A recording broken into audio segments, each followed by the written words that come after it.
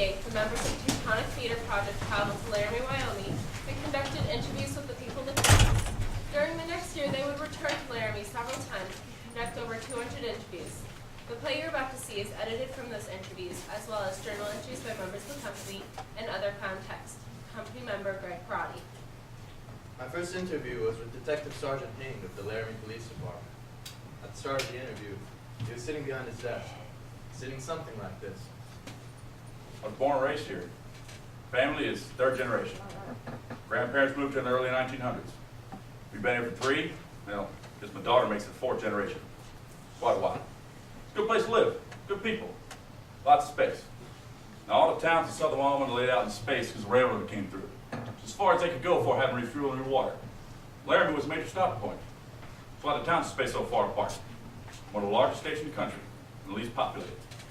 There's so much space between people and towns here, so much time for reflection. Rebecca Hilliker, head of the theater department at the University of Wyoming. You have an opportunity to be happy in your life here. I've found that people here were nicer than in the Midwest, where I used to teach, because they were happy. They were glad the sun was shining, and it shines a lot here. You got your old-timey traditional rancher types. They've been here forever, and Laramie is a major hub where they come for their supplies and stuff like that. Stewardship is one thing all our ancestors taught us. Eileen Engin, rancher. If you don't take care of your land, then you ruin it and you lose your living. So you first of all have to take care of your land and do everything you can to improve it. I love it here. Doc O'Connor, limousine driver. You can't put me back out in that mess out there back east. The best thing about it is the climate. The cold, the wind. They say the Wyoming wind will drive a man insane. But it don't bother me. Well, sometimes it bothers me, but most of the time it don't. And then you've got the university population. I moved here after living in a couple of big cities. Philip DeBlois, president of the University of Wyoming. I loved it there, but you'd have to be out of your mind to let your kids out after dark. And here in the summertime, my kids played out till 11 o'clock at night, and I didn't think twice about it. And you got the people that live in Laramie, basically. I moved here from rural Texas. Zachy Salmon, Laramie resident. Now, in Laramie, if you don't know a person, you definitely know someone they know. So you can only be 100 years removed at most. And for me, I love it. I love going to the grocery store because I get to visit with 4, 5, or 6 people every time I go. And I don't mind people knowing my business, because what's my business? It's basically good. I like the trains, too. The trains, they don't bother me. Well, some of the times they bother me, most of the times they don't. Even though one goes by every 13 minutes out where I live. Doc actually lives up in Foster, but everybody here in Laramie knows him. He's not actually really a doctor. They used to carry cattle, them trains. All they carry is diapers and cars. I grew up in Cody, Wyoming. April Silva, university student. Laramie's better than where I grew up. I'll give it that. Good place to live. Good people. Lots of space. Now, when that incident happened with that boy, a lot of press people came here. And, you know, one day some of them followed me out to the crime scene. And, well, you know, it was just a beautiful day. Absolutely gorgeous day. Real clear and crisp. And the sky was that blue that you'll just never be able to paint. Just sky blue. Just gorgeous. The mountains in the background, a little snow on them. Well, while we were out there, this reporter, he came up to me and he said, Well, we found the boy. Who was out here anyway? and I'm thinking, well, I mean, it's a good area to run, and mountain biking's really big out here, horseback riding, and I mean, it's just so close to town, and he says to me, Who in the hell would want to run out here? and I'm thinking, man, you're just missing the point. I mean, see the mountains, smell the air, listen to the birds, just take in what's around you. And they were just nothing but the story. I don't feel judged. I felt they were stupid. They're just missing the point. They're just missing the whole point. It's hard to talk about it now. Tell you what Laramie is for us. Jedediah Schultz. I mean, if you would have asked me before, I would tell you that Laramie is a beautiful town full of wide open spaces so you can have your own personal identity. And it's a town with a strong sense of community. I mean, everyone knows everyone. And it's even got a personality that most larger cities are stripped of. Now, after Matthew, I would say we're a town defined by an accident, a crime. We've become Waco, we've become Jasper. Now, we may be able to get rid of that, but it'll sure take a while. Journal entries. Members of the company, Andy Paris. Was just called saying he had an idea for his next theater project, but there was a stubbornness to his voice, so I asked, what is that all about? And he told me he wanted to do a piece on what's happening in Wyoming. Greg Perotti. Lee told me the company was thinking of going out to Wyoming to conduct interviews, and that they wanted me to come. But I'm hesitant, you see. I have no real interest in prying into a town's unraveling. Amanda Garge. I've never done anything like this before in my life. How do you get people to talk to you? What do you ask? Moises Kaufman. The company has agreed to take a group down to Wyoming and conduct interviews. And I'm a bit nervous about taking 10 people on a trip of this nature. I must make some safety rules. No one works alone, everyone carries cell phones, and I made preliminary contact with Rebecca Hilker, the head of the theater department at the University of Wyoming. And she said that she's hosting a party for us our first night in Laramie, and that she'd even promised to introduce us to possible interviewees. I must tell you that when I first heard you were thinking of coming here, when you first called me, I wanted to say you just kicked me in the stomach. Why are you doing this to me? But then I thought, that's stupid. You're not doing this to me. And more importantly, I thought about it and decided that we've had so much negative closure on this whole thing. And the students really need to talk. When this happened, they started talking about it, and then the media descended and all dialogue stopped. You know, I really love my students because they're free thinkers. And you may not like what they have to say, you may not like their opinions because they can be very redneck, but they're honest and they're truthful. So there's an excitement here, there's a dynamic here with my students that I never had when I was in the Midwest or North Dakota, because there was so much Puritanism that dictated how people looked at the world that a lot of times they didn't have an opinion. You couldn't get them to express an opinion. And quite honestly, I'd rather have opinions that I don't like and have that dynamic in education. There's a student I think you should talk to. His name is Jedediah Schultz. Well, I lived in Wyoming my whole life. Family's been here for generations, and when it came time to send me to college, my parents couldn't afford to send me to college, and I wanted to study theater, so I knew I was going to have to get in on a scholarship. And they had this Wyoming State high school competition each year, and I knew to get a scholarship, I was going to have to take first place in duets. So I head down to the university and I talked to the head of the theater department, and I was like, I need a killer scene. And she was like, well, here you go, this is it. And I read it, and it was from Angels in America. And after reading it, I knew I could win first place if I did a good enough job. So when the time came, I told my parents so that they'd come to see me in the competition, and they sat me down and they told me that they would not come to see me in the competition because they believed that it was wrong. They believed homosexuality was wrong, and they believed that strongly about it that they weren't going to come see their only son to be probably the most important thing he had done up to that point in his life. And I didn't know what to do. I've never gone against my parents' wishes before, but I decided to do it. And all I can remember from the competition is, well, when we were done, me and my scene partner, we stood up, we shook hands, and there was a standing ovation. And we took first place, and we won it. That's how I can afford to be here at the university, because of that scene. And to this day, that's the one thing my parents never saw me do. And thinking back on it, I wonder, well, why did I do it? 'Cause I'm not gay, so why did I do it? And the only honest answer I could give is I wanted to win. It was like such a good scene. I mean, it was the best scene. Do you know Mr. Kushner? Maybe you could tell him? So we arrived today at the Denver airport and drove to Laramie. The moment we passed the Wyoming border, I swear I saw a whole herd of buffalo. Also, I found it strange that the Wyoming sign said, Wyoming, like no place on earth. instead of Wyoming, like no place else on earth. I stopped at the local inn for a bite to eat, and my waiter said to me, Hi, my name's Debbie. I was born in 1954, and Debbie Reynolds was big then, so yes, there are a lot of us around. But I promise I won't slap you if you leave your elbows on the table. Today, the company tried to explain to me to no avail whatever in the heck chicken fried steak was. Now, are you from Wyoming, or are you just passing through? we are just passing through. Company member Barbara Pitts. We arrived in Laramie tonight, just past the Welcome to Laramie sign, population 27,204. The first thing to greet us was Walmart. In the dark, we could be on any main drag in America, fast food chains, gas stations. But as we drove deeper into the downtown area by the railroad tracks, the buildings still looked like a turn-of-the-century Western town. Oh, and as we passed the University Inn, on the sign where amenities such as heated pool or cable TV are usually touted, it said, hate. It's not a Laramie value. So I met today with two longtime Laramie residents, Allison Years and Marge Murray. Two social service workers who definitely taught me a thing or two.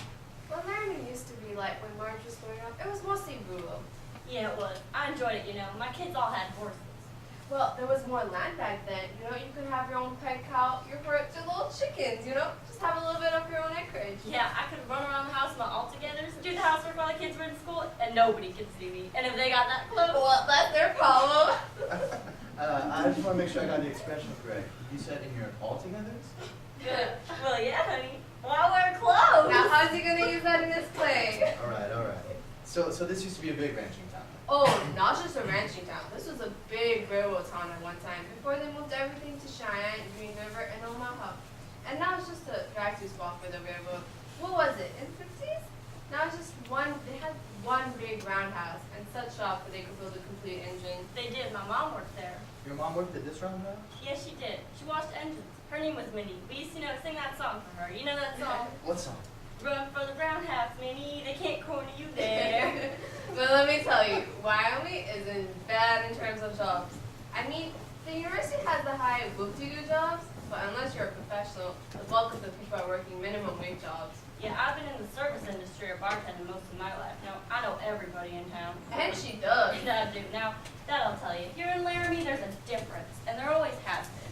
What it is a class distinction. You got your well-educated and the ones that are not. And the well-educated don't understand why the ones that are not don't get educated. That's why I told you my kids had to fight because their mother was a bartender. Never mind, I was the best damn bartender in town. And she is. That's not bragging. That's a fact. But if it weren't for the university, we'd all be SOL. What is SOL? Well, do I have to say it? Well, it's shit out of luck. Oh, Lori, you have that on your tip. Boy, you're getting an education here today. Yeah, I guess I am. All right, let me just ask you. What was your response when this happened to my teacher? Well, I've been close enough to the case to know many of the people. My daughter's on the sheriff's department. As far as the gay issue, I don't give a damn one way or another as long as they don't bother me. And even if they did, I just say no thank you. And that's the attitude of most of the Laramie population. They might poke one if they were in a bar situation, they've been drinking, maybe even smack one up in the mouth, but then they just walk away. Most of them would just say, I don't swing that way, whistle on about their business.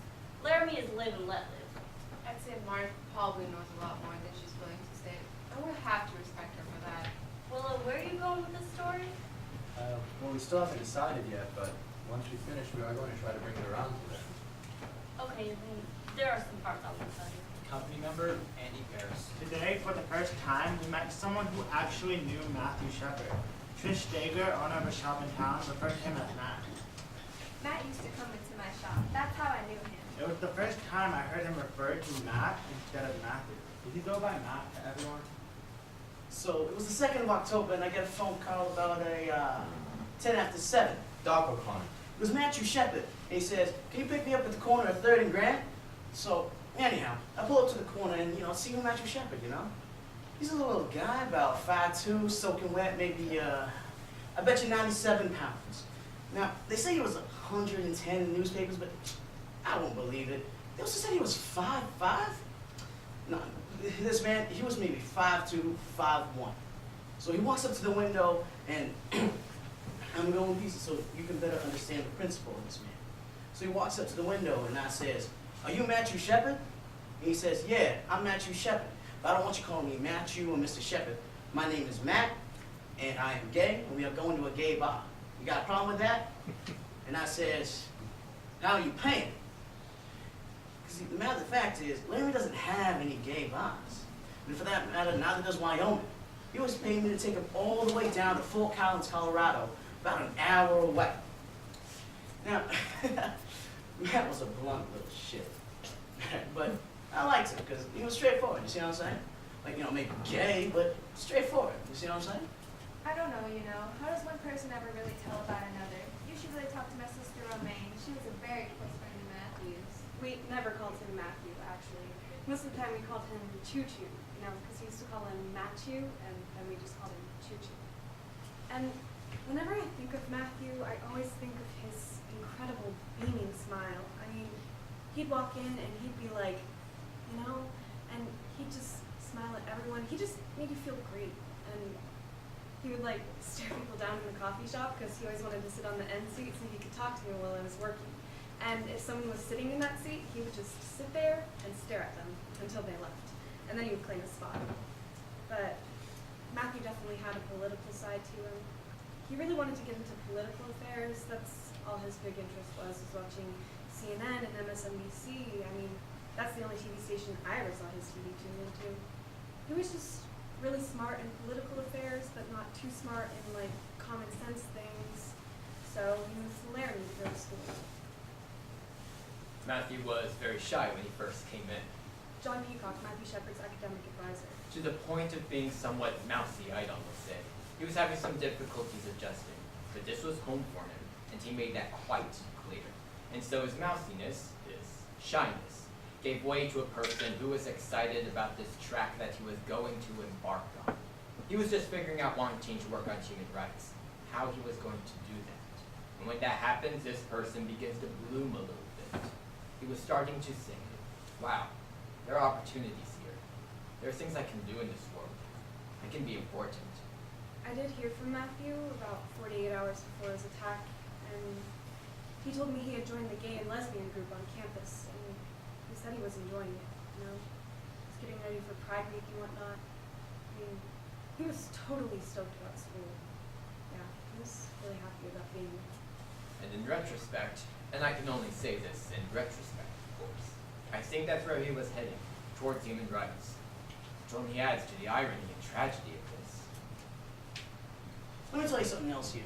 There's more gay people in Wyoming than meets the eye. I know for a fact. But they're not particularly, what I call them, the queens, the gay people queens, run around faggot type people. No.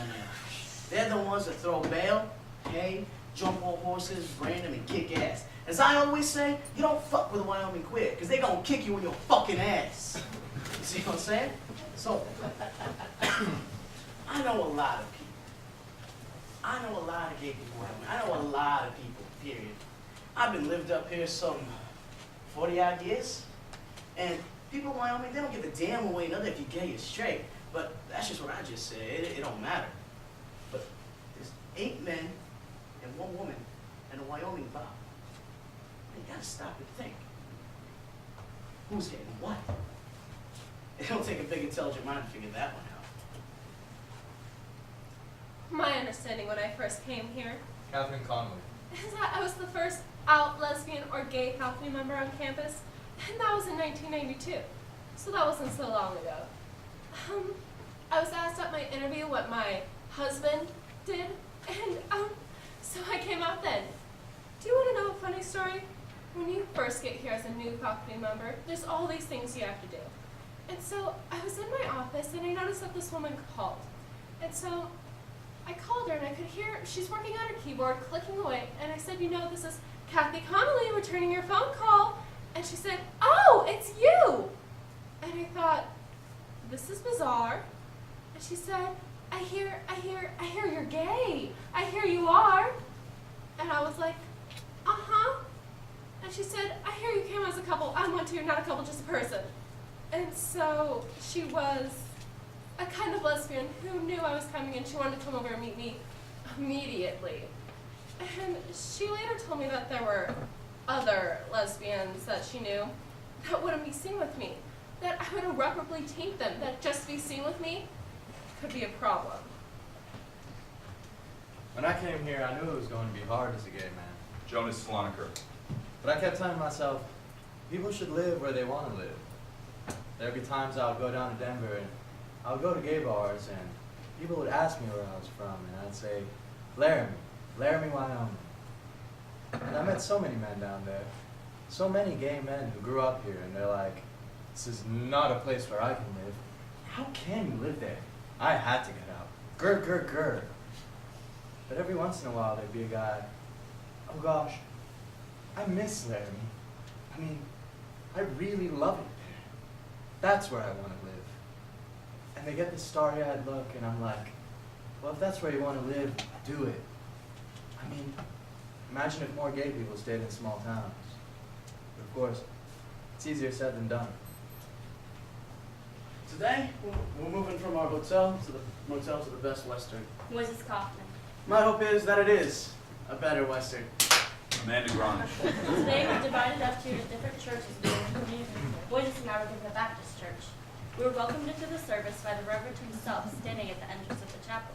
This is what I remember from his sermon that morning.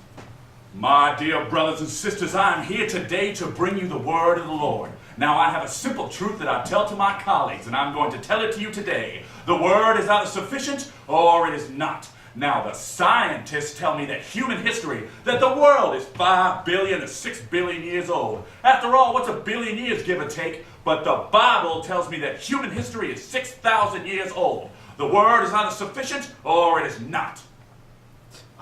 The sociology of religion in the West. Stephen Meade Johnson, Unitarian minister. Dominant religious traditions in this town. You got Baptist, Mormon. It's not just Salt Lake, you know. They're all over. It's like jam on toast down here. The Mormon church has a little different thing going that irritates some folks. Doug Laws, state ecclesiastical leader of the Mormon church. And that is that we absolutely believe that God still speaks to man. We don't think that it happened and some folks wrote it in the Bible. No, God speaks to us today, and we believe that. We believe that the prophet of the church has the authority to receive inspiration and revelation from God. So to the left of the spectrum, just so far left that I'm sitting there by myself, is me and the Unitarian Church. Unitarians are by and large humanists, many of whom are atheists. You know, we don't even know we're a real religion. But to the right of my spectrum, to his credit, Father Roger, a Catholic priest who is well established down here, God bless him, he did not equivocate at all when this happened. He hosted the vigil for Matthew that night. I was really jolted, you know, because when we did the vigil, we wanted to get other ministers involved, and we called some of them, but they were not going to get involved. And it was almost like we're going to stand back and wait and see which way the wind is blowing. And that angered me immensely. We are supposed to stand out as leaders. I thought, wow, what's really going on here? Right, well, God has set boundaries, and one of our responsibilities is to learn. What is it that God wants? So you study scripture, you look to your leaders, and then you know what the bounds are. Well, once you know what the bounds are, then you can sort of get a feel for what's out of bounds. And a proclamation came out on the family, and the family is defined as one man, one woman, and children. That's it. That's a family. That's about as clear as you can state it. There's no sexual deviation in the Mormon church. No leniency.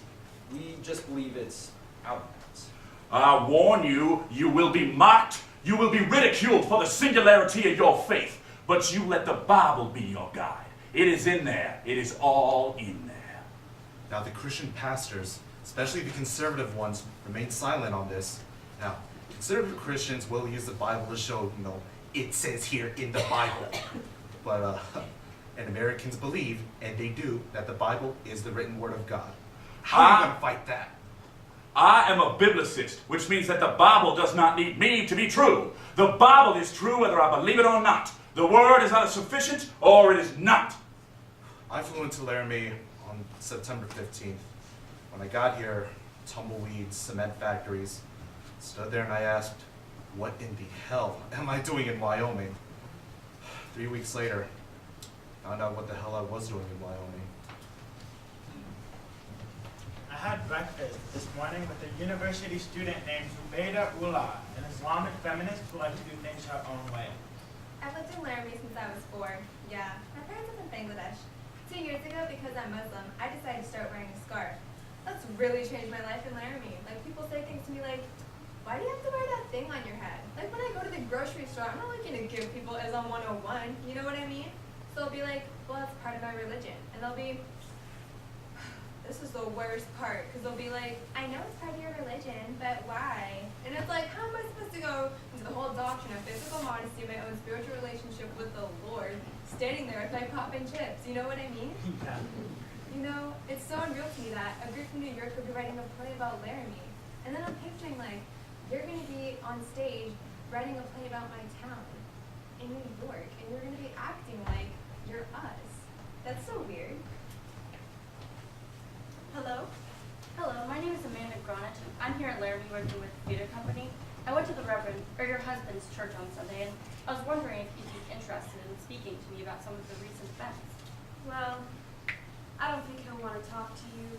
He has very biblical views about homosexuality. He doesn't condone that kind of violence, but he doesn't condone that kind of lifestyle. You know what I mean? And he was just bombarded with press after this happened, and the media has just been terrible about this whole thing. Oh, I understand. I'm sure it must have just been terrible. Oh yes, I think we're all hoping this just goes away. Well, do you think maybe I can call back later and speak to your husband just briefly? Well, all right, you can call back tonight at 9 o'clock. Okay, thank you. I'll do that. Today, Barbara and I went to the Fireside Bar, which is the last place Matthew was seen in public. The Fireside definitely feels like a college bar with a couple pool tables and a stage area for karaoke night. But still, the few regulars in the late afternoon were hardly the college crowd. First person we talked to was Matt Nicholson, the owner. My great-grandfather moved here in 1862. He opened up the first opera house in Laramie, called it Old Blue Front. And in 1870, Louisa Granville Swain cast the first woman's ballot in any free election in the world, which is why Wyoming is called the Equality State. What I want to do is reestablish my bar business as Old Blue Front Opera House and Good Time Emporium. You know, I want to have a restaurant, I want to have a gift shop, I want to have a pool hall and do all this shit, you know? And also, every night, ladies night. Yeah. But, so yeah, the Fireside is the first step toward Old Blue Front Opera House and Good Time Emporium. So, what about the night Matthew Shepard was here? Let's see, it was karaoke night. 20, 30 people here. Matthew Shepard was standing just right where you are exactly. And she's just hanging out. But look, if you need to talk to somebody, you gotta talk to Matt Galloway. He was the kid that was bartending that night. You gotta meet him. His character speaks for itself. Hey, is Galloway bartending tonight? Okay, I'm gonna make this quick. I'm gonna get straight to the point, but it's gonna be everything, all right? Facts, just facts. All right, here we go. 10 o'clock, usual night, usual time. Tuesday, I clock in, you know, and around 10:30, Matthew Shepard shows up, sits down, orders a Heineken. Phil LaBrie, friend of Matthew Shepard. Matt likes to drink Heineken, nothing else. Heineken, even though you have to pay $9.50 for a six-pack, you'll always buy the same beer. Now, what can I tell you about Matt? Well, if you had 100 customers like him, it would be the most perfect bar I ever worked in, okay? And that's got nothing to do with his sexual orientation. His manners, mannerisms, you know, politeness, intelligence. Some people, you know, just sit down, please, thank you, nice and clean cut. Now, Matthew didn't seem worried or anything, just kind of sat down, enjoyed his beer, the company around. Now, approximately 11:45, Aaron McKinney and Russell Henderson show up. Now, I didn't know their names at the time, but they're the accused, you know, the perps, the accused. And they show up very dirty, grunchy, cold-faced, you know, just very gibby, that sort of thing. And they walk up to the bar, and as you probably know, they pay for a pitcher with dimes and quarters. I mean, you don't forget that. That's something you don't forget. $5.50 dimes and quarters? That's a friggin' nightmare. Now, Henderson and McKinney didn't seem intoxicated at the time. They just walked in, took their beer, and went off to the pool area. Now, about an hour later, I saw them walking around the bar. And I remember thinking to myself, there's no way I'm asking if they want another one, because they just paid with dimes and quarters, and I have a real good feeling they don't have enough money for another one. Romaine Patterson. Money meant nothing to Matthew because he came from a lot of it. And he would like hand over his wallet in 2 seconds because money meant nothing. His shoes might have meant something. They can say it was robbery. I don't buy it for even an iota of a second. Now, about 30 minutes later, Henderson and McKinney were talking to Matthew Shepard. Aaron said that a man came to him and Russell and said that he was gay and wanted to get with Aaron and Russell. Kristen Price, girlfriend of Aaron McKinney. And then Aaron was very, very angry to him and said, no, he was straight and didn't want anything to get anything with him. And then they decided to pretend they were gay and get him in the truck and rob him. They wanted to teach him, do not come on straight people. Now, They say that Matthew Shepard came on at them, and I absolutely, positively, 100% refute that statement. And I'm going to give you 2 reasons why, okay? One, character reference. They say he was gay, like flaming gay. He's going to come on to people like that? Bullshit. He wasn't coming on to anyone else in the bar, and I mean, hello? Now, 2, territorialism is the word I'm going to use for this. The thing is, Matthew Shepard was sitting right there, and Henderson and McKinney were off in the pool area. And upon the first interaction, Henderson and McKinney were talking to Matthew right there, in his section of the bar where he had been all night long. Now, who approached who by that? But Matthew was the kind of person, like, he would never not talk to someone for any reason. Like, if someone came up to him, he'd just be like, oh, blah, blah, blah. He never had any problem just striking up a conversation with anybody. Matt did feel lonely a lot of times. Me knowing that, and also knowing how gullible Matt could be. We walked right into it. The fact that he was at that bar alone, without any friends, and that much more vulnerable. Now, the thing I'm testifying to, because I'm like the major key eyewitness in this whole thing, so the thing I'm testifying to is that I saw Matthew Shepard leave, and I saw 2 individuals leave with Matthew. Now, I didn't see their faces, but I saw the backs of their heads. And at the same time, Henderson and McKinney, nowhere else in the bar. You did the math. Well, actually, I think the DJ was the last person to talk to Matthew that night. Gave him a cigarette or something. She talked to him. His name is Shadow or something. I was the last person to throw him out at the fireside that night. I was just bullshitting around with my shit when he stopped me. I stopped him, actually. He was like, hey, Shadow, da-da-da-da-da. And I'm like, what up, man? You getting ready to leave? He's like, yeah, man. It's, yada, yada. And then I noticed them 2 guys standing outside. And, like, you know, it was weird, but they were looking at him, and he was looking at them, and, you know, I was talking to Matt for a good 10 minutes when you start seeing them get all nervous, you know, like, anxious to leave and shit, and at that point, I seen it, you know, like, I seen it. Like, when they left, it was in a black truck. It was a small truck, and at the time, I didn't think nothing of it, you know? I didn't think them guys was gonna be like that. A friend of Aaron McKinney.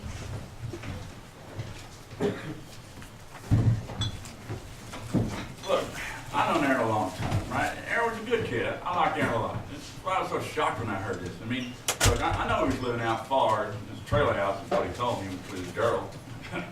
Just started dating last summer. Must have gotten pregnant as soon as they started dating too, on account of they had a kid. 21 years old and running around with a kid. See, that's the kind of person Aaron was, right?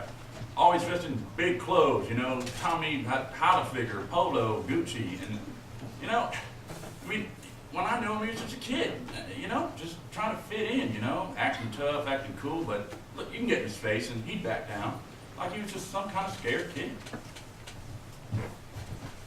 Russell was just so sweet.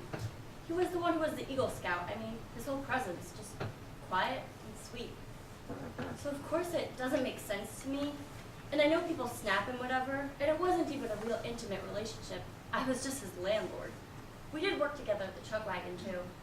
I remember at the Christmas party, he was totally drunk out of his mind. I mean, we were all pretty much just party time. And he wasn't belligerent. He didn't change. His personality didn't change.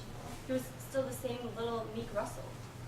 I remember him coming up to me and saying, when you get a chance, Sherry, can I have a dance? Which we never did get around to doing, but now I just want to shake him, you know? What were you thinking? What in the hell were you thinking? The fence. I've been out there 4 times. I've taken visitors. This place has become a pilgrimage site. Clearly it's a personal, powerful experience to come out there. Just can't help, it's so stark and so empty. Can't help but picture Matthew out there. Freezing temperatures, alone. My God, why have you forsaken me comes to mind.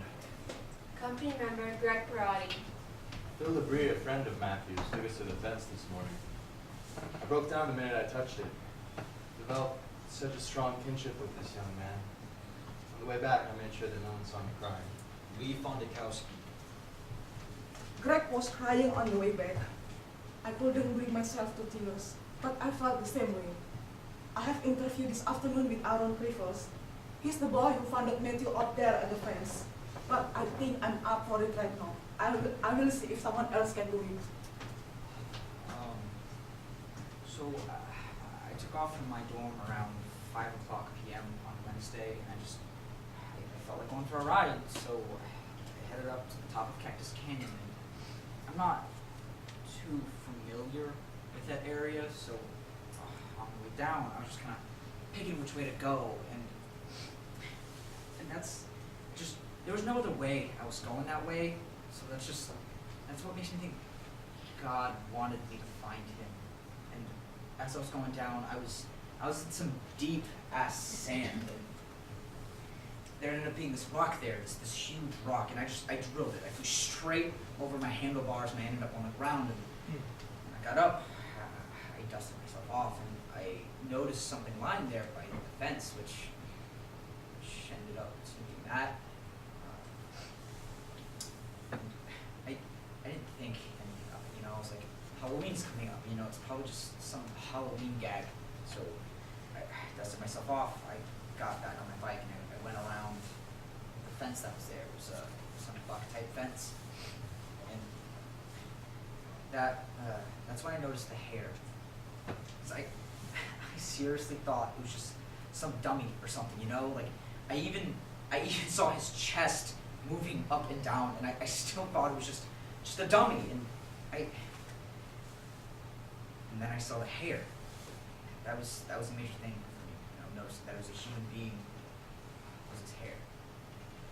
So I turned my bike around, and I went as fast as I could to the nearest house and called the police. I responded to the call. Officer Reggie Flutie. When I got there, at first, the only thing I could see was partially somebody's feet. I got out of my vehicle and I raced over. I seen what appeared to be a young man, 13, 14 years old, because he was so tiny, laying on his back, tied to the bottom of the pole. I was doing the best I could.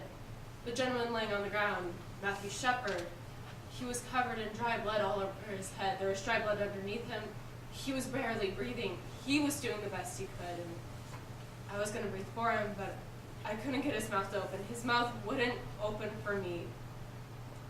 And he was covered in, like I said, partially dry blood, and there's blood all over his head. And the only place he did not have any blood on him, on his face, was what appeared to be where he had been crying down his face. And his head was distorted. It did not look normal. It looked as if he had a really harsh head wound. I was working in the emergency room the night Matthew Shepard was brought in, and I don't think any of us could remember seeing a patient in that kind of condition for a long time. Those of us who've worked in big city hospitals have seen this, of course, but there are some of us that haven't been working in big city hospitals, and it's just not something you'd expect to see. You'd expect it. You'd expect these kind of injuries coming from a car going down a hill at 80 miles an hour. You'd expect to see these kind of gross injuries from something like that. This horrendous, terrible thing. But we wouldn't expect to see this coming from someone doing this to another person. The ambulance report said it was a beating, so we know. There was nothing I could do. If there was anything I could have done, I would have done it. I would have done it, but I was screaming at him from the top of my lungs. I was like, hey, wake up, hello! He didn't move. He didn't flinch. He didn't anything.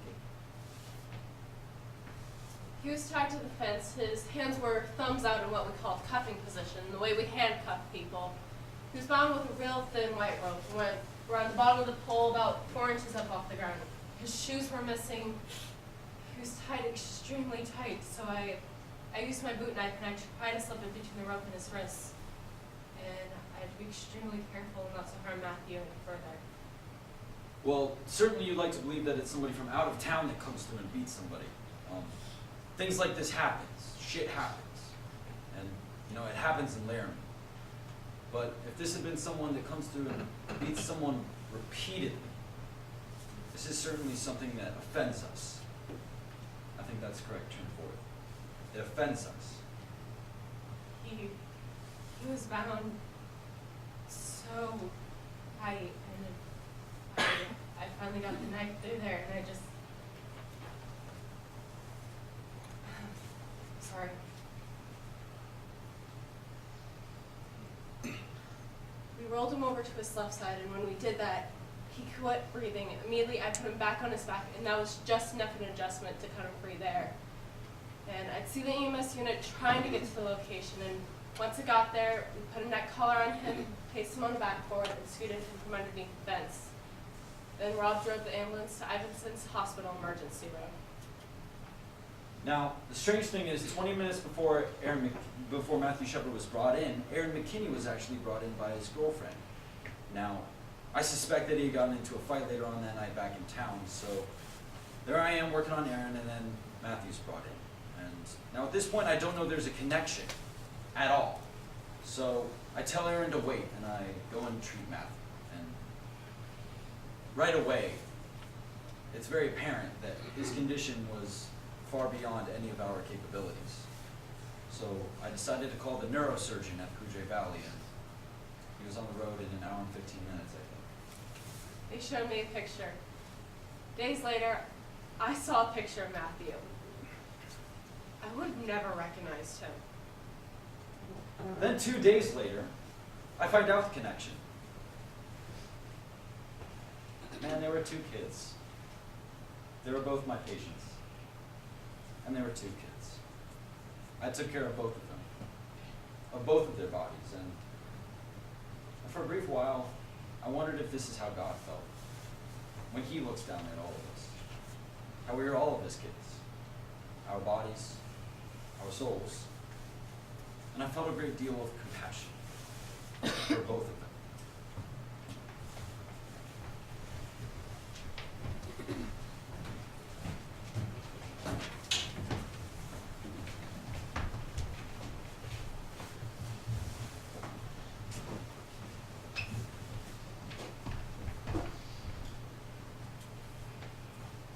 This is John Peacock, Matthew's academic advisor. Well, the news reports started trickling out on Thursday, but no names were mentioned. The brutality of the crime was not mentioned. All that was mentioned was that there was a man, Laramie man, from Beaton, out in the prairie basically. Later on in the evening, they mentioned his name. It was like, that can't. It's not the Matthew Shepard I know. That's not my student.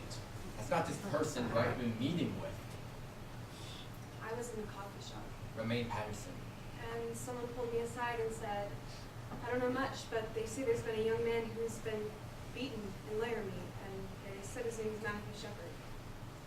And they said, do you think this could be our Matthew? And I said, well, yeah, it sounds like it could be our Matthew. So I called up my sister Trish, and I said, tell me what you know. I'm just like, I need to know anything you know, because I don't know anything.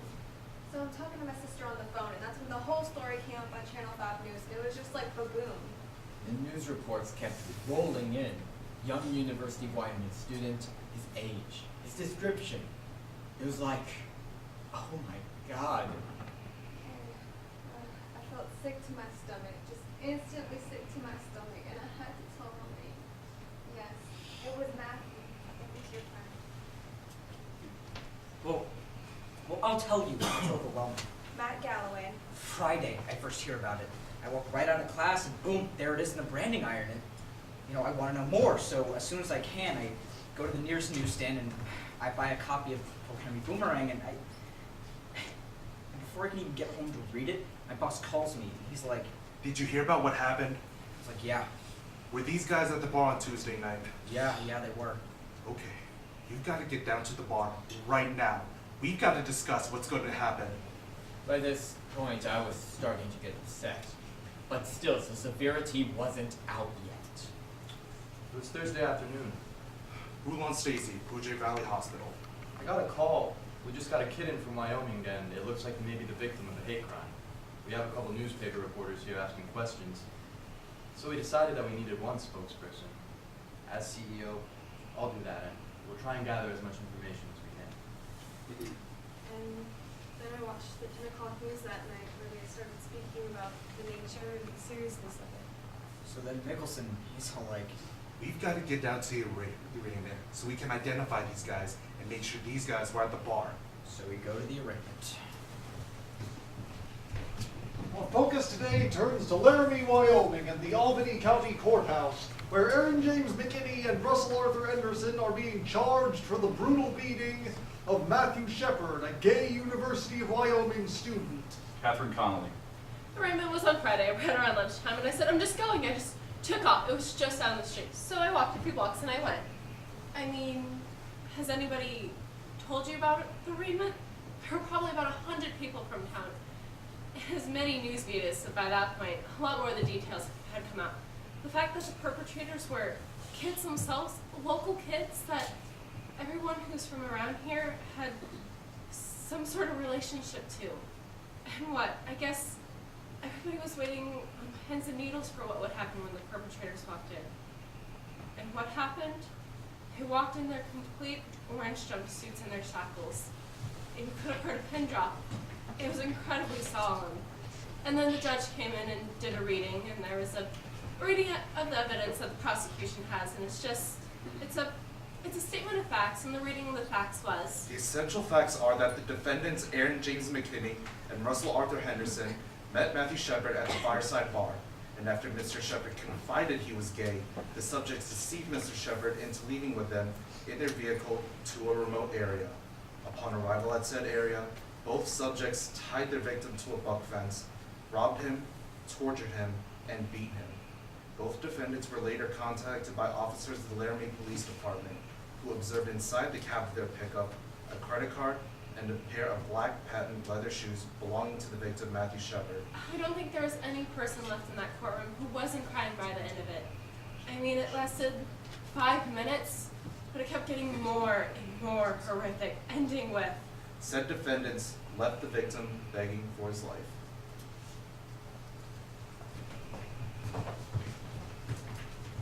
How could this happen? I mean, I think a lot of people don't understand it.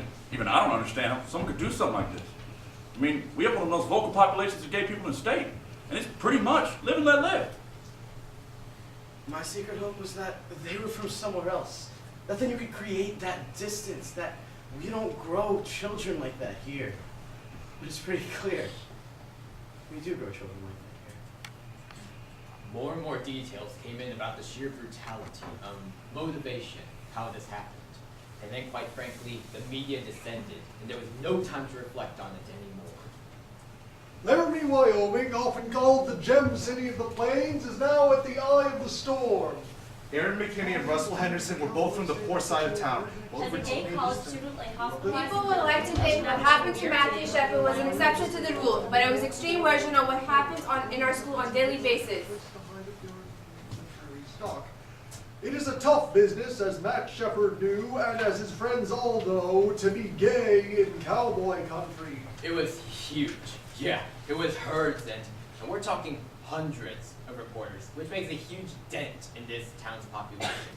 There's reporters everywhere, news trucks everywhere on campus, everywhere in the town. But we're not used to that type of attention to begin with. We're not used to that type of exposure. Tiffany Edwards, local reporter. These people are predators. Like one of the journalists actually caught one of the judges in the bathroom at the urinal and was like asking him a question. And the judge was like, excuse me, can I please have some privacy?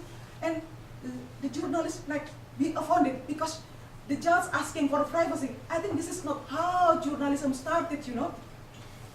Well, when hard copy came and taped me, I taped them right back. I got every word I ever said on tape.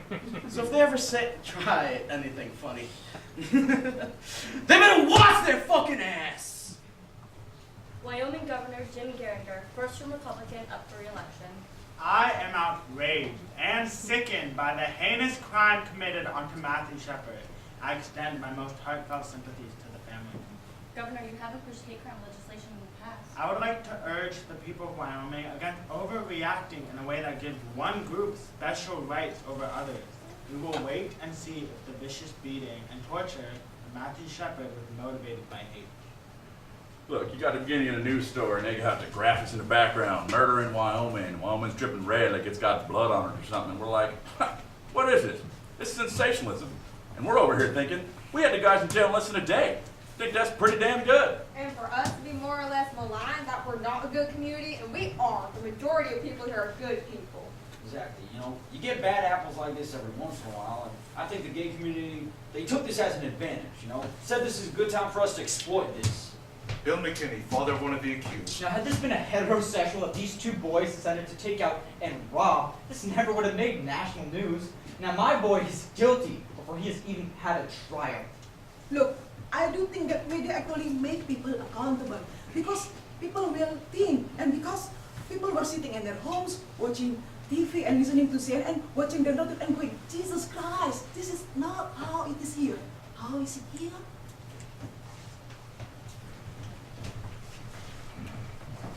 Matthew Shepard medical update, Saturday, October 10th. By this point I look, and there have been 2 or 3 reporters. It must have been 20 or 30 reporters and 10 video cameras, at least. The parents had just arrived, and I barely introduced myself to them. Looking out there, I think, my gosh, what am I going to do?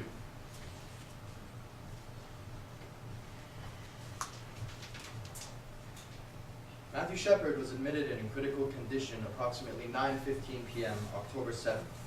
When he arrived, he was unresponsive, and breathing support was being provided. Matthew's major injuries upon arrival consisted of hypothermia and a fracture from behind his head to just in front of his right ear. This has caused bleeding in the brain, as well as pressure on the brain. There are also several lacerations on his head, face, and neck. Matthew's temperature has fluctuated over the last 24 hours. Matthew's parents arrived at 7 p.m. October 9th and are now at his bedside. The following is a statement from them. First of all, we want to thank the American public for their kind thoughts about Matthew and their fond wishes for his speedy recovery. We appreciate your prayers and goodwill, and we know that they are something Matthew would appreciate too. Thank you very much. One of the things that happened when I got to the fence, it was just such an overwhelming amount of blood, and we tried to wear protective gloves, but we had a really cheap sheriff at the time, and he bought us shit gloves, you know? You put them on, and they keep breaking, so finally you just ran out of gloves, you know? So you figure, well, you know, don't hesitate. You know that's what your mind tells you all the time, don't hesitate. So you try to keep moving, you try to help Matthew find an error, you know that's what you do, you know? Now, the thing I wasn't telling you before is that Reggie's my daughter. And when she first told me she wanted to be a police officer, I thought there was not a better choice for her. She could handle whatever came her way. Probably a day and a half later, the hospital called me and told me Matthew had HIV. And the doctor said, you've been exposed and you've had a bad exposure. Because you see, I've been building a lean-to for my llamas, and my hands had a bunch of open cuts on them, so I was kind of screwed, you know? And you think, oh shoot, you know? Would you like to talk about losing sleep? So I said to the doctor, okay, what do I do? And they said, get up here. So I got up there and we started the ATZ drugs immediately. Now, they told me that's a medication. If it's administered 36 hours after you've been exposed, it can maybe stop you getting the disease. This is a mean, nasty medicine. Mean. I've lost 10 pounds and a lot of my hair. Yeah. And quite frankly, I wanted to lash out at somebody. Not Matthew, please understand that. Not one of us was mad at Matthew, but maybe we wanted to squeeze McKinney's head off. And I think about Henderson, 2 absolutely human beings causing so much grief for so many people. It's been terrible for my whole family, but especially her and her kids. I think I brought home to my girls what their mom does for a living. Well, Reggie, you know what I'm going to tell you now.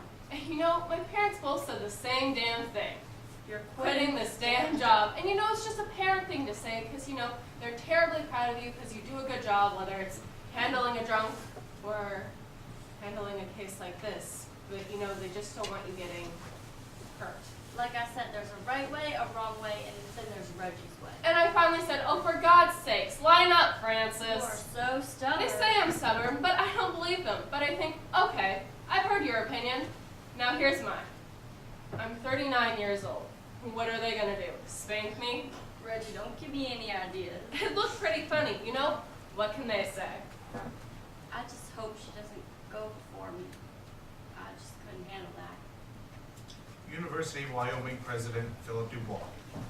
Well, this was a young person who saw my statement on the Denver Post story, and they decided to send me an email directly. And they said, You and the straight people of Laramie and Wyoming are guilty of the beating of Matthew Shepard, just as the Germans who looked the other way are guilty of the deaths of the Jews, the gypsies, and the homosexuals. You have taught your straight children to hate their gay and lesbian brothers and sisters.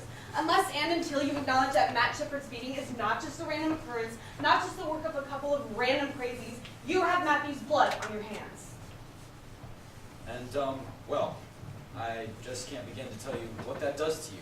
And it's like it's impossible for you to know what I'm going through and how this is affecting me, and my family, and my community.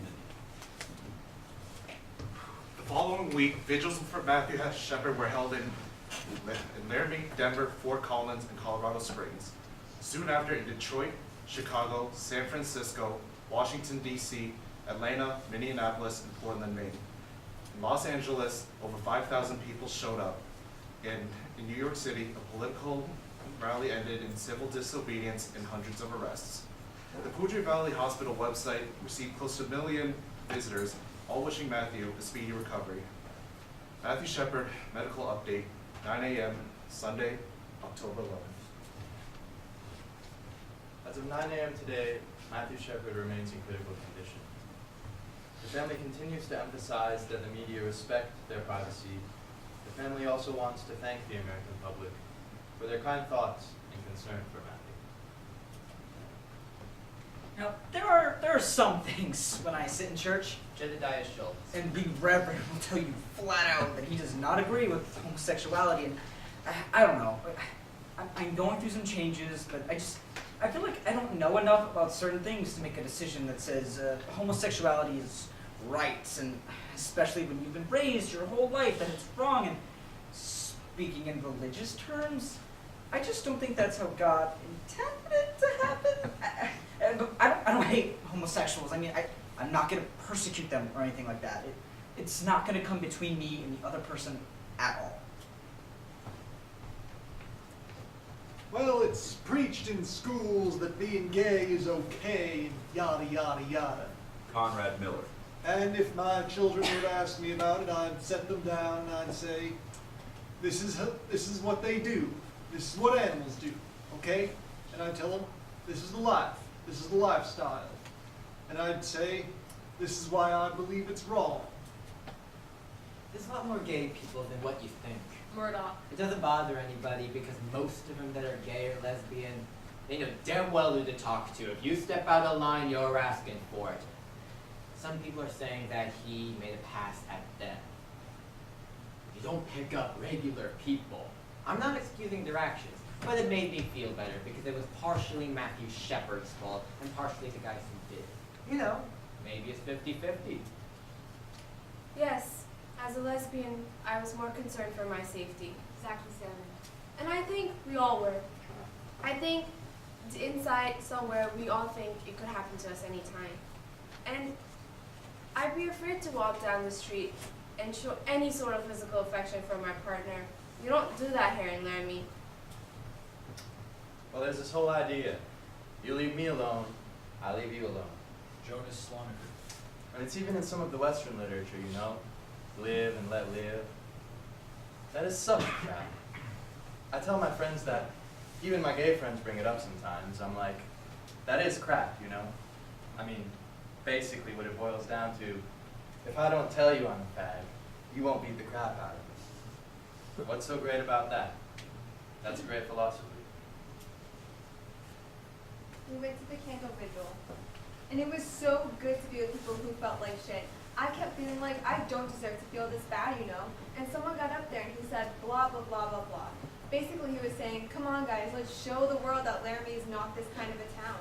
But it is that kind of a town. If it wasn't that kind of a town, why did this happen here? You know, like, that's such a lie, because it did happen here. So how can it not be a kind of a town where this kind of thing happens? You know, like, that's looking at Estropane and getting all confused, like circular logic. Like, how can you even say that? And we have to mourn this. We have to be sad. We live in a town, a state, a country where shit like this happens. And these are people trying to distance themselves from this crime, and we need to own this crime. I feel everyone needs to own it. We are like this. We are like this. We are like this.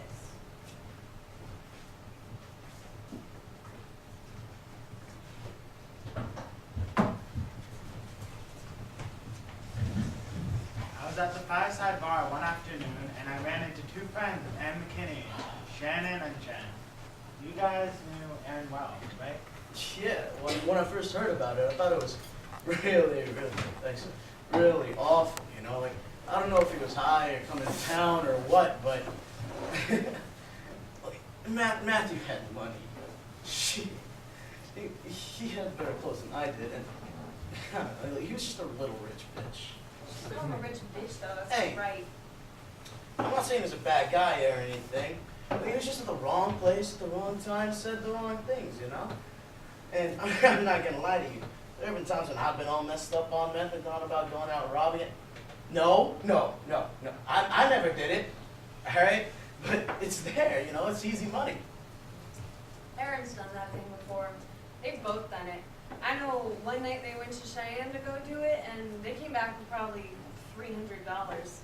I don't know if they ever chose, like, gay people as their particular targets, but anyone who looked like they had a lot of money or they could outnumber or overpower was fair game. Do you think there was any homophobia at all involved in it that contributed to some of it? Probably. Probably would have pissed him off that Matthew was gay, because he didn't like the gay people I've seen him interact with. He was fine as long as, you know, they didn't hit on him, as long as it didn't come up. Hey, as long as they weren't doing it in front of him, man. Do you get the impression that he knew other gay people? Yeah, like, he worked up at the KFC, and there's a couple people there that yeah, well, all right, look, I'm not saying it's bad or anything, right? Like, half the people I know here in Laramie are gay. And what would you guys say to Aaron if you saw him right now? First, I'd ask him if he'd ever smoke any more tweak. If I saw Aaron now, I'd be like, man, why'd you fuck up like that? But I'd want to make sure he's doing good in there. I'm sure he is, though. I'd probably just want to, like, hang out with him. I don't know. I'm not smoking another bowl of them. I bet he wants one so bad. And you both went to Laramie High. Yeah, can't you tell? We're the product of our society. On a day normally given over to nothing more profound than collegiate exuberance of the fortunes of the University of Wyoming football team, this community on the High Plains experienced a different sort of homecoming on Saturday, as many searched their souls in the wake of a vicious apparent anti-gay hate crime.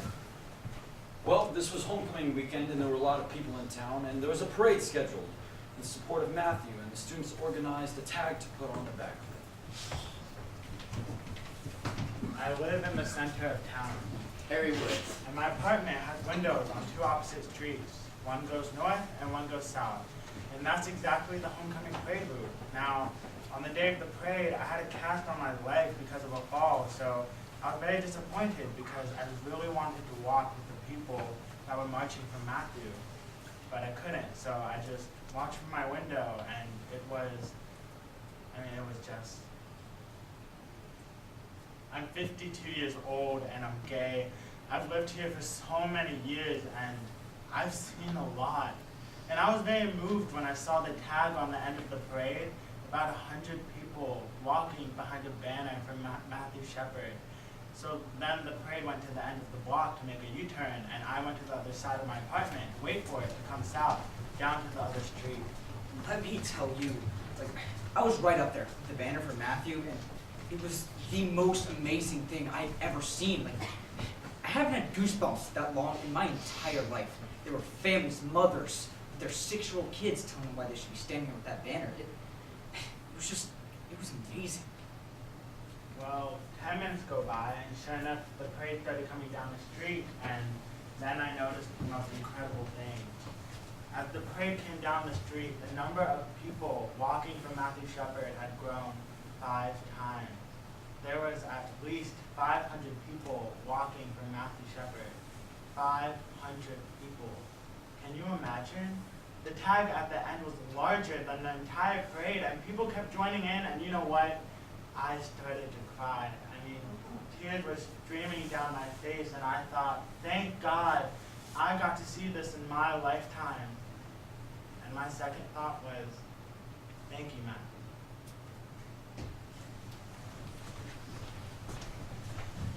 I really haven't been that involved, per se. My husband's a highway patrolman. That's really the only way I've known about it. Now, when I first found out, I thought it was horrible. You know, nobody deserves that. I don't care who you are. But what was not brought out at the same time that happened, that patrolman was killed, and there was nothing. Nobody said anything about the old man that killed him. He was driving down the road, shouldn't have been driving, and killed him. You know, my husband worked with him. He was brand new on the force. He was one of our guys, and it was just a little piece in the paper. Now, I have a feeling that the media is portraying Matthew Shepard as a saint, taking him as a martyr. I don't think he was. I don't think he was that pure. Now, I didn't know him, but I heard a few things. You know, I think it's scary, you know, about his character and spreading AIDS and a few other things. You know, everyone's got their problems. Why they exemplify them? I don't know. What's the difference if you're gay? A hate crime is a hate crime. If you murder somebody, you hate them. Doesn't matter if you're gay, a prostitute, or whatever. I don't understand. I don't understand. Lee Bonikowski. Today is our last day on second trip to Laramie. Andy and I have been conducting interview non-stop, and we are exhausted. We are to meet Father Roger at 7:30 in the morning. I was wishing we could skip it all together, but we have to follow through to the end. So, here we go. 7:30 a.m., 2 queers, and a Catholic priest.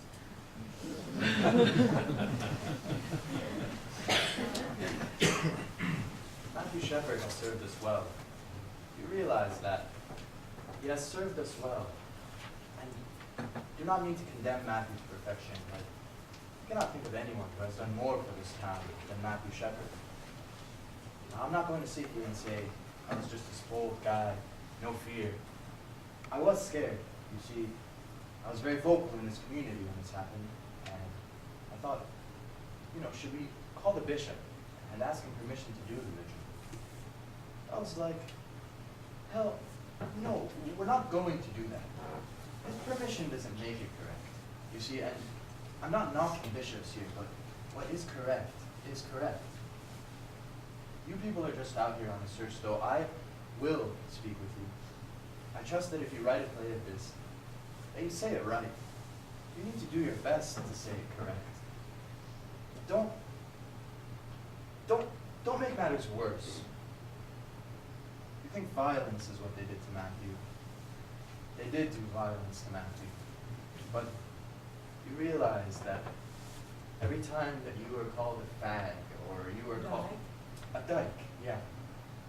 Do you realize that is violence?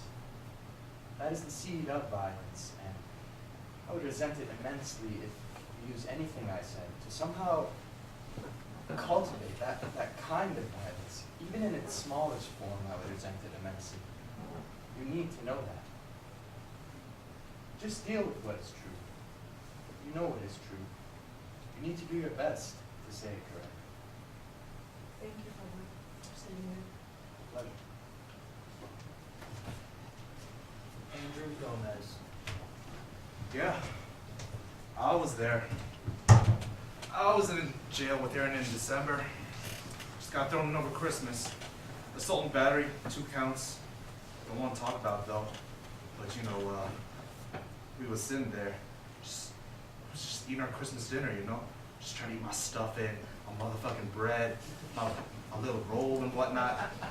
But I go up to him and I ask him, I'm like, homie, just tell me something. Homie, please tell me something. I'm thinking about how I worded this. Why did you kill a faggot if you know you're going destined to be a faggot later, you know? I mean, just think about it. In jail, he's either going to die or he's going to get humped a lot. I mean, all right, honest to God. He comes up to me and he tells me he tried to grab my dick. He don't act like it was nothing. He dumb, dog. Now, I heard they was auctioning those boys off up at the Max Ward where all the killers are. And when they found out Aaron was coming to jail, they was like, I'll put aside 5, 6, 7 cartons of cigarettes for him. Go ahead. Auction his ass off. I'd be scared to go to jail if I was those boys. Hello? Reverend, Yes, hello. I believe your wife told you a little bit about why I'm contacting you. Yes, she did. And let me tell you that I don't really want to talk to anyone about any of this incident. I'm someone involved, and I just don't think I that... understand, I do. And, I went to your services on Sunday. You went to the services on Sunday? Yes, I did. On Sunday? Yes, this past Sunday. Did I meet you? Yes, you welcomed me into the service, I told you. I see. Now, let me tell you, I'm not afraid to be controversial or to speak my mind. That is not necessarily the reason my congregation, per se. Now, as I said, I'm someone involved. That the people in the case, well, girlfriend of the accused, is a member of our congregation, and one of the accused has visited. Now, as for the accused, they have forfeited their lives. We've been after those two for ages, trying to get them to live right and to do right. But one of them is on suicide watch, and I am working with him. Until they put him in the chair or turn on the juice, I will work for his salvation. Now, I believe they both deserve the death penalty, but I will try to deal with them spiritually. Right, I understand. Now, as for the victim, I understand that lifestyle is legal. But I sincerely hope that Matthew Shepard, as he was tied to that fence, had a chance to reflect on a moment when someone had spoken the word of the Lord to him, and that before he slipped into a coma, he had a chance to reflect on his lifestyle. Thank you, Reverend. I appreciate your speaking with me.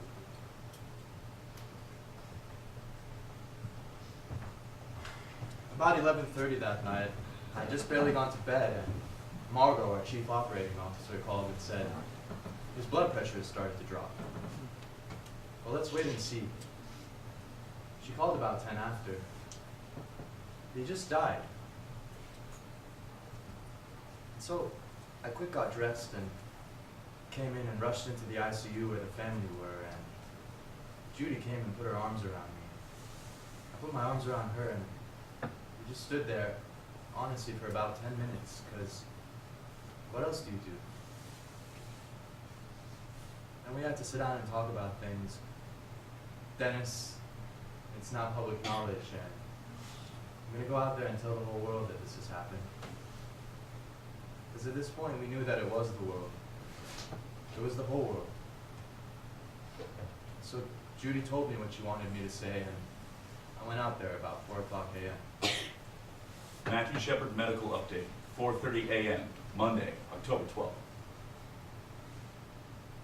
At 12 midnight on Monday, October 12th, Matthew Shepard's blood pressure began to drop. He immediately notified his family, who were already at the hospital. At 12:53 a.m., Matthew Shepard died. His family was at his bedside. The family did release the following statement. The family again asked me to express their sincerest gratitude to the entire world for the overwhelming response for their son. The family was grateful that they did not have to make a decision regarding whether or not to continue life support for their son. Like a good son, he was caring to the end and removed guilt or stress from the family. He came into the world premature and left the world premature. Matthew's mother said, "Go home. Give your kids a hug and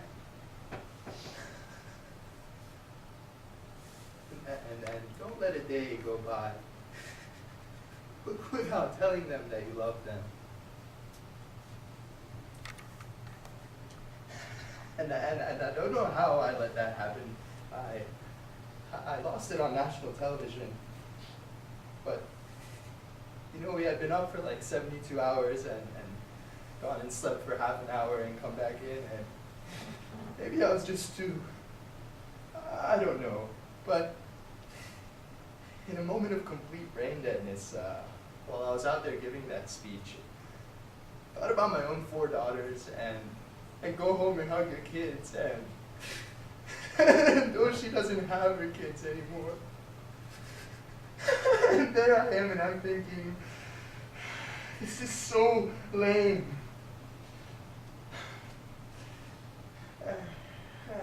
And then people started sending us letters and emails, and most of them were generally very kind, but I did get this one. This guy wrote to me, and he said, "You cry like a baby on TV for all of your patients, but just the faggots. Homosexuality is not a lifestyle with which I agree, but having been thrown into this, I guess I didn't realize the magnitude with which some people hate.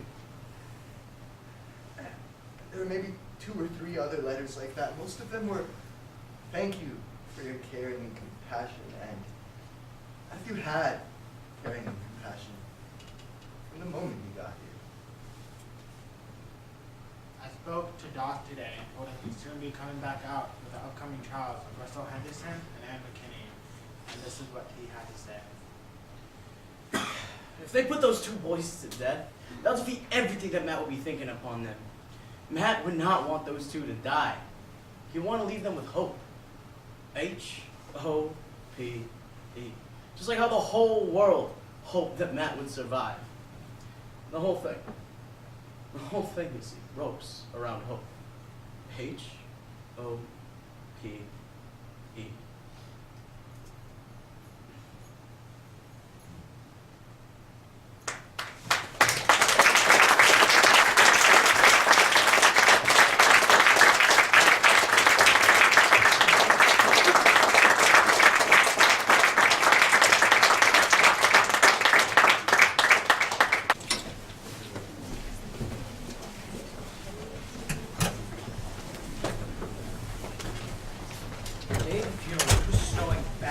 Big, huge, wet snowflakes.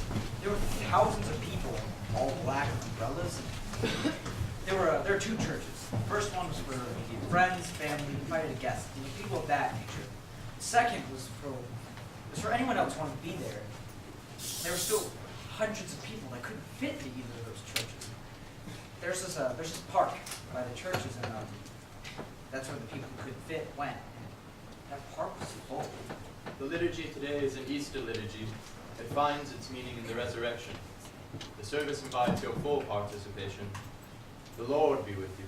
And also with you. Let us pray. I think this is the worst storm they have had. Tiffany Edwards. Like that anybody could ever tell. Like trees fell down and the power went out for a couple of days because of it. And I just thought, it's the forces of the universe at work, whatever has high spirit, it's like that blue storm, worst blowing storm. For our brother Matthew, let us pray to our Lord Jesus Christ, who said, "I am the resurrection and the life." We pray to the Lord. Hear us, Lord. Lord, you who consoled Martha and Mary in their distress, draw near to us who mourn for Matthew, and dry the tears of those who weep. We pray to the Lord.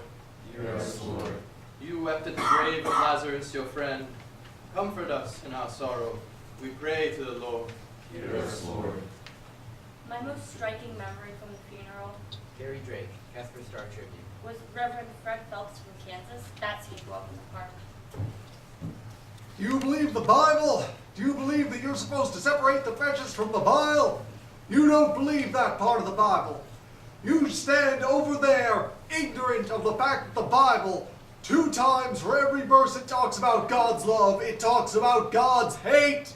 A group of high school kids who got out early went over to the protest and started yelling at the people, the Fred Phelps people. And then across the street, you had people lining up for the funeral.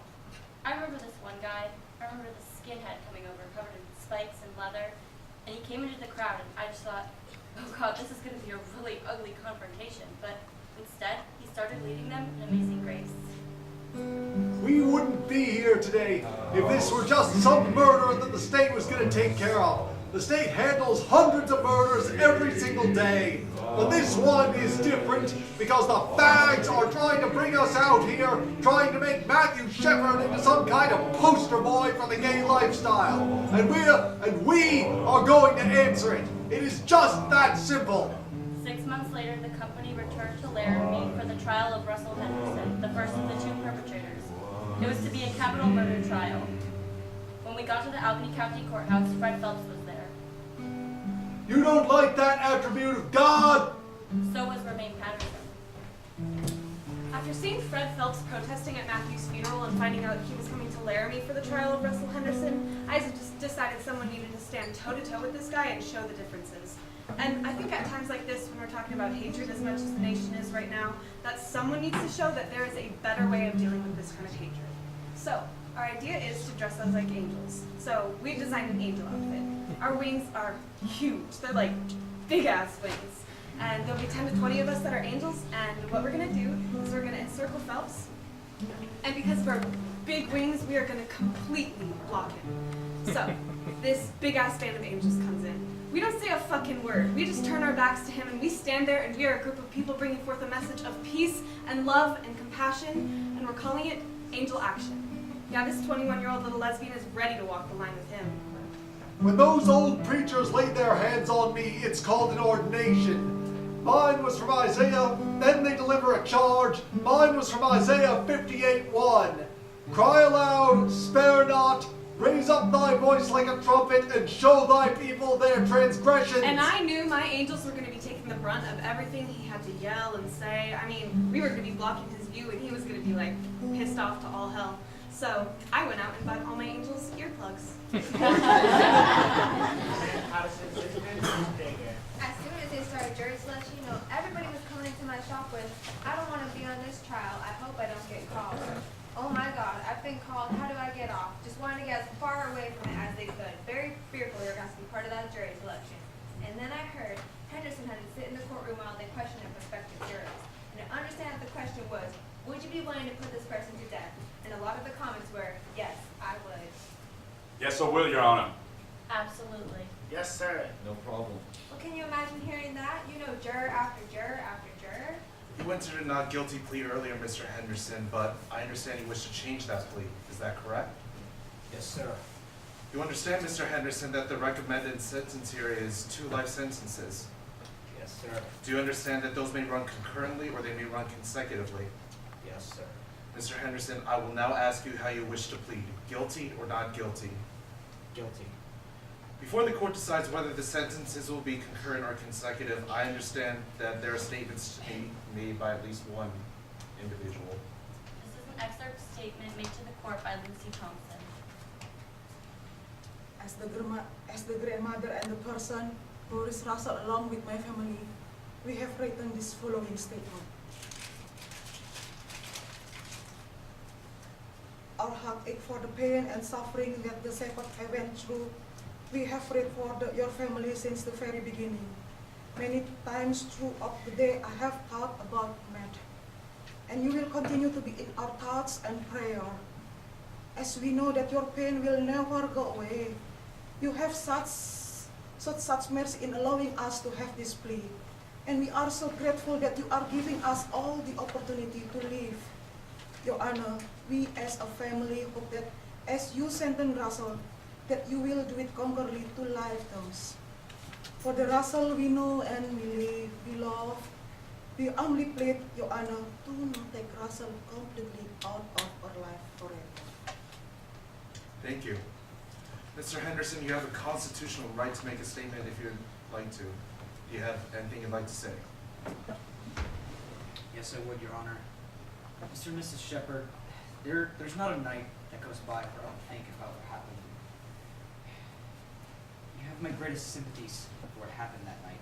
I hope one day you can find it in your hearts to forgive me. Your Honor, I know what I did was wrong. I know it was very wrong. I regret greatly what I did. And I'm ready to pay my debt for what I did. Mr. Henderson, you drove the vehicle that took Matthew Shepard to his death. You bound him to that fence in order that he might be more savagely beaten, in order that he might not escape to tell his tale. You left him out there for 18 hours, knowing full well that he was there, perhaps having an opportunity to save his life, and you did nothing. Mr. Henderson, this court does not believe that you feel any true remorse for your part in this matter, and I wonder, Mr. Henderson, whether you fully realize the gravity of what you've done. Therefore, the court finds it appropriate that the sentence be ordered as follows. As to count 3, that being felony murder with robbery, you are to serve a period of imprisonment for the term of your natural life. On count 1, kidnapping, that you are to serve a period of imprisonment for the term of your natural life. sentencing for count 1 to run consecutive to sentencing for count 3. After the hearing, we spoke with Russell Henderson's Mormon home teacher. Well, I've known Russell's family for 30 years. Russell's only 21, so I've known him his entire life. I ordained Russell a priest of the Mormon church, so when this happened, you can imagine disbelief. After the sentencing, the church held a disciplinary council, and the result of that meeting was to excommunicate Russell from the church. And what that means is that your name is taken off the records of the church, so you just disappear. Russell's reaction to this was not positive. It hurt him, and it hurt him to realize at that point how serious of a transgression he had committed. But I will not desert Russell. That is a matter of my religion and of my friendship with the family. Before we left Laramie, we met again with Rebecca Hilliker at the theater department. She's producing Angels in America at the university. I think that's the focus the university has taken, is that we have a lot of work to do. That we have an obligation to find ways to reach our students, and the question is, how do we reach a whole state where there's some really deep-seated hostility towards gays? How do you reach them? This is the beginning, and guess who's auditioning for the lead? My parents. Jedediah Schultz. So my parents asked me, they're all like, well, so what shows are you doing at school this year? And I was like, well, Angels in America. And I gave them the whole list of plays, and my parents were all like, Angels in America?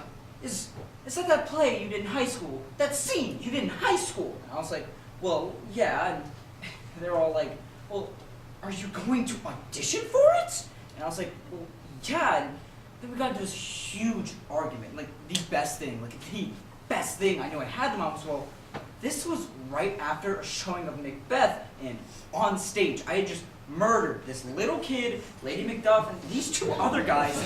And my mom, she kept saying, she's like, well, you know, homosexuality is a sin, and she kept saying that, and I was like, Mom, you just watched me like a murderer tonight, and you didn't seem to have a problem with that.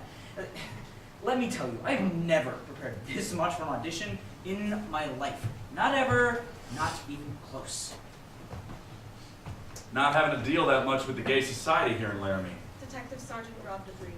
But once you started working into the case and talking to the people that were involved and really understanding what their underlying fears were, I mean, it started to hit home. This is America. You don't have the right to feel that kind of fear, even if you are gay. And I know we're going to have some people that stick to the old ideals, and I was probably one of them 14 months ago, but I'm not going to put up with it. I'm not going to listen to it. And if they like my views on it, fine. The door goes both ways. I already lost a couple buddies. I don't care. I feel more comfortable, and I can sleep at night. Well, you're tested every 3 months, and I was able to have the DNA test done. And so they got me to Fort Collins, they drew the blood there, flew to Michigan and did all the DNA work there, which was a week later, I knew I was negative for good. I'll tell you, we were all on our knees saying Hail Mary. And you're just elated, you know, you think, thank God. So what's the first thing she does? I stuck my tongue right in my husband's mouth. I was just happy, you know, you're just so happy, and you think, yeah, I hope I did this service well, I hope I did it with some kind of integrity, and you think, yeah, I did well and good, and my daughter's just, Oh, they were so happy. and the force, oh boy, we went out and got shit-faced. It was great, everybody bought me drinks too. Everybody hugged and cried, you know. I kissed everybody who walked through that door. Reggie, they don't need to know that. I didn't care if they were male or female. They each got a kiss on the lips. Now, what part of what I just said didn't you understand? Oh, get over it, Mom. During the trial of Aaron McKinney, the prosecution played a tape recording of his confession. My name is Sergeant Rob Dupree. For the Sheriff's Office, you have the right to remain silent. Anything you say can and may be used against you in a court of law. The following is an excerpt of that confession. All right, so you and Russ, you're at the fireside. So at the fireside by yourselves, right? Yeah. All right, and what happens after you leave the fireside? Some kid wanted to ride home. And what's he look like? Like a queer. Such a queer dude. He looks like a queer? Yeah, like a faggot, you know? Okay. How'd you meet him? Well, the dude was drunk or whatever, and we just decided to give him a ride home. All right. And when did you and Russ first talk about jacking him up? We kind of talked about it at the bar. All right. What happens next? We drive up past Walmart, we get over there, and he starts grabbing my leg. He grabbed my genitals, and I was like, look, I'm not a fucking faggot! If you touch me again, you're gonna get it. I beat him up pretty bad. I think I killed him. What'd you beat him with? Blacked out. My fist, the pistol, the butt of the gun. I had a few beers, so I was wondering what happened to me. It's like I could see what was going on, but I don't know, it was like somebody else was doing it. All right. How many times, what was the first thing that he said or that he did inside the truck that made you want to hit him? You know, he put his hand on my leg. So his hand on my leg as if he was going to try to grab my balls. Did he ever try to defend himself or hit you back? I mean, shit, like, he tried his little swings or whatever, but obviously they weren't very effective. How many times did you hit him inside the truck before you got to where you left? I don't know, like, 3 times, like, 3 times with my fist and, I don't know, 6 times with a pistol. Did he ever ask you to stop? Well, duh, he was getting the shit kicked out of him. What did he say? After he begged me to stop, all he really was doing was screaming. All right. So Russ kind of drags him out of the truck and ties him up to the fence, right? Something like that. I mean, I just know Russ was laughing about it at first, you know? And then he got kind of scared. Was Matthew even conscious when you tied him up? Yeah. I told him to turn around so he wouldn't look at my license plate number. I was afraid he would tell the cops. And so I asked him to read it, and he did. That's why I beat him up some more. Okay. So just to be sure, you obviously don't like gay people. No, I don't. Would you say you hate them? I mean, I don't really hate them or whatever, but when they start coming on to me and shit, I get kind of aggravated. Did he even threaten you? What, this gave you? Yes. Not really. All right, just one more question. Why'd you guys take his shoes? I don't know. I'll never get to see my son again. I don't know. You probably go to court sometime today. Today. I'm just going in there and pleading guilty, not guilty today. No, you're just gonna be arraigned today. So he's really going to die for sure. There is no doubt that Mr. Shepard is going to die. Man, so what? Are they going to give me 25 to life or just a death penalty and get it over with? That's not our job. That's the judge's job and the jury. Has the jury reached a verdict? We have, Your Honor.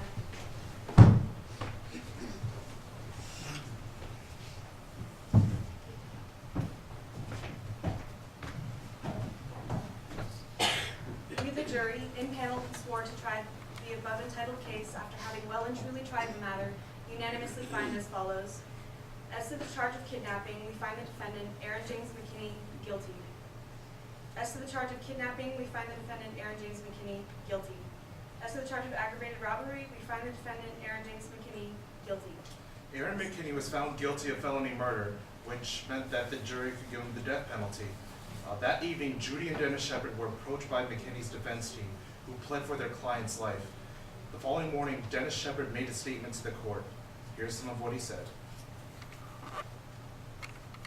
Thank you everyone for coming here today. My son Matthew did not look like a winner. He was rather uncoordinated and wore braces from the age of 13 until the day he died. However, in his all too brief life, he proved that he was a winner. On October 6, 1998, my son tried to show the world that he could win again. On October 12, 1998, my firstborn son and my hero lost. On October 12, 1998, my firstborn son and my hero died 53 days before his 22nd birthday. I keep wondering the same thing I did when I first saw him in the hospital. What would he have become? How could he have changed his piece of the world for the better? Matt officially died in a hospital in Fort Collins, Colorado. He actually died on the outskirts of Laramie, tied to a fence. You, Mr. McKinney, with your friend, Mr. Henderson, left him out there by himself. But he wasn't alone. There were his lifelong friends with him, friends that he had grown up with. They were probably wondering who these friends were. First, he had the beautiful night sky and the same stars and moon that we used to see together through a telescope. Then he had the daylight and the sun to shine on him. Through it all, he was breathing in the scent of pine trees from the snowy range. He heard the wind, the ever-present Wyoming wind, for the last time. He had one more friend with him. He had God. And I feel better knowing that he wasn't alone. Matt's beating, hospitalization, and funeral focused worldwide attention on hate. Good is coming out of evil. People have said enough is enough. I miss my son, but I am proud to be able to say that he is my son. Judy has been quoted as being against the death penalty. It has been stated that Matt was against the death penalty. Both of these statements are wrong. Matt believed that there were crimes and incidents that justified the death penalty. I too believe in the death penalty. I would like nothing better than to see you die, Mr. McKinney. However, this is the time for the healing process. To show mercy to someone who refused to show any mercy. Mr. McKinney, I am going to grant you life, as hard as it is for me to do so, because of Matthew. Every time you celebrate Christmas, a birthday, 4th of July, remember that Matt isn't. Every time you wake up in your prison cell, remember that you had the opportunity and the ability to stop your actions that night. You robbed me of something very precious, and I will never forgive you for that. Mr. McKinney, I give you life, in the memory of one who no longer lives. May you have a long life, and you thank Matthew every day for it.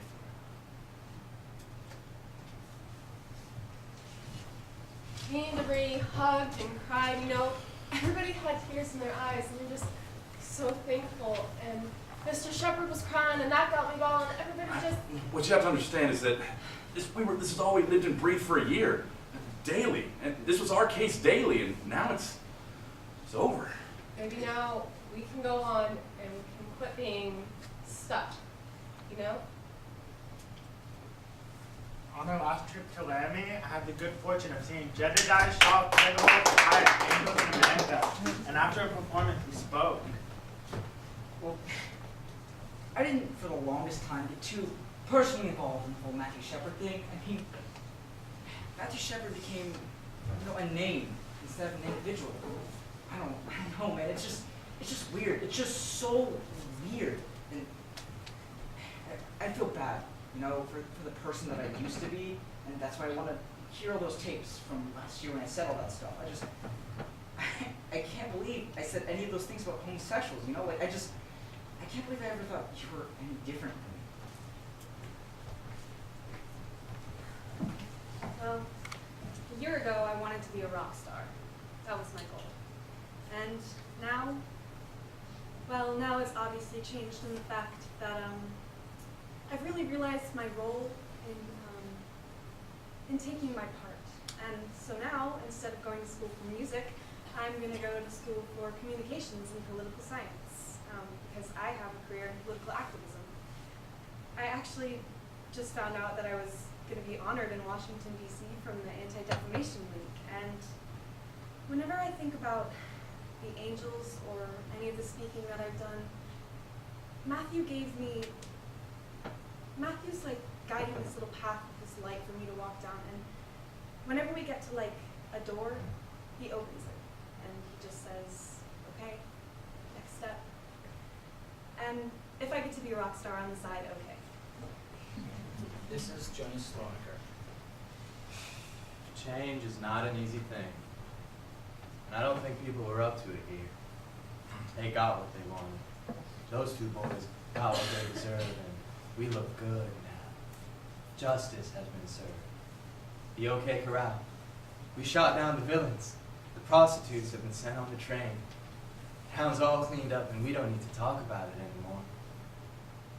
You know, it's been years since Matthew Shepard died. They haven't passed shit in Wyoming.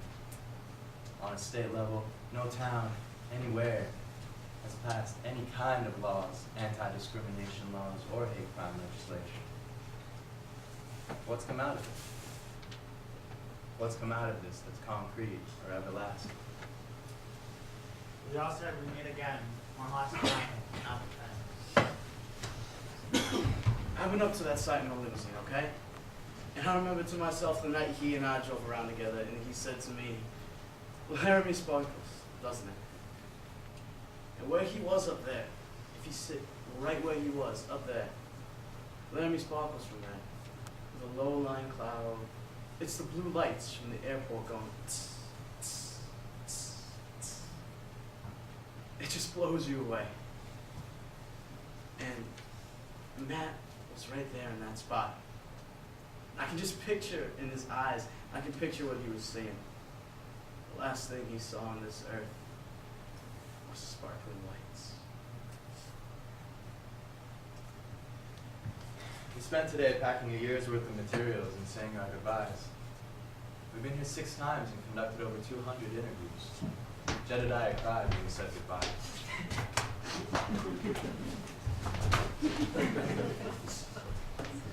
March, wish us luck. And when we asked her how Laramie would feel about itself, she said, I think we'd enjoy it, you know, to show that Laramie isn't the hellhole the earth would be nice, but I guess that's up to how you portray us, and in the end, how Laramie behaves. As we were getting ready to leave, she said to us, Now you take care, honey. I love you. We left Laramie at about 7 in the evening. On the way to Denver, I looked in my rearview mirror to take one last look at the town. and I will speak with you. I trust that if you write a play of this, then you say it right. You need to do your best to say it correct.